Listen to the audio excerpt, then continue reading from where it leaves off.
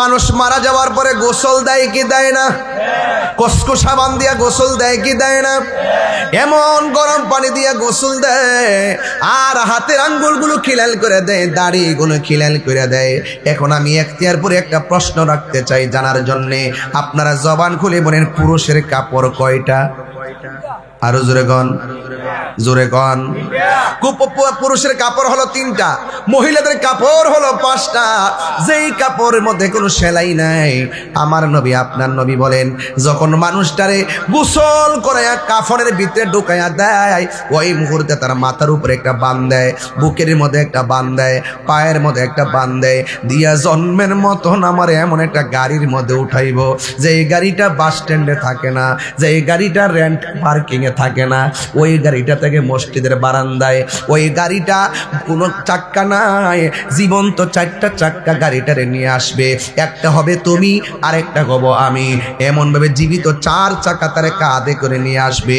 ওই মুহূর্তে আল্লাহ বলবেন, আল্লাহর পক্ষ থেকে ফেরেশতারা বলবেন, ও ইখতিয়ার পরের ও বান্দা, বান্দা তোমার কাপড় পরা দিছে, এখন বলো না, তোমাকে তো একটা খাটের মধ্যে উঠাবে, তোমার কবরের মধ্যে কে আপন হবে? সে বলবে, যারা আমারে কাফন পরাইছে তারাই হবে আমার আপন। এবার তাকে খাটের মধ্যে শোয়াবে, জিজ্ঞাসা করা হবে, তোমার আপন কে হবে? সে বলবে, আমার খাটটা যে বহন করব এরাই হবে আমার কবরের আপন।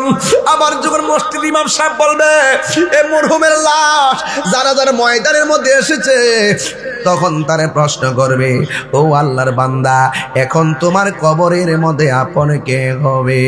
বন্ধুরে, বন্ধুরে আমার তারপরে গুরুস্থানের মধ্যে লাশটা নিয়ে আইব। যখন 2 জন কবরের মধ্যে নামবে, ওই মুহূর্তে ফেরেশতারা বলবে, ও আল্লাহর বান্দা, তোমার কবরে আপন কে হবে? সে বলবে, যারা আমার লাশটা কবরের মধ্যে নামাইব তারা হবে আমার আপন। যখন পাহাড়গুলো আকাশের দিকে উড়ে যাবে, তখন কি হবে? জমিনটা কাঁপতে শুরু করবে। এরপরে মানুষের অবস্থা কি হবে? আমার আল্লাহ রাব্বুল আলামিন বলছেন, কোনো মানুষ যদি ডেলিভারি কেসে মারা যায়, আমার আল্লাহ রাব্বুল আলামিন ওই মহিলাটাকে শহীদের মর্যাদা দান করে দিবে।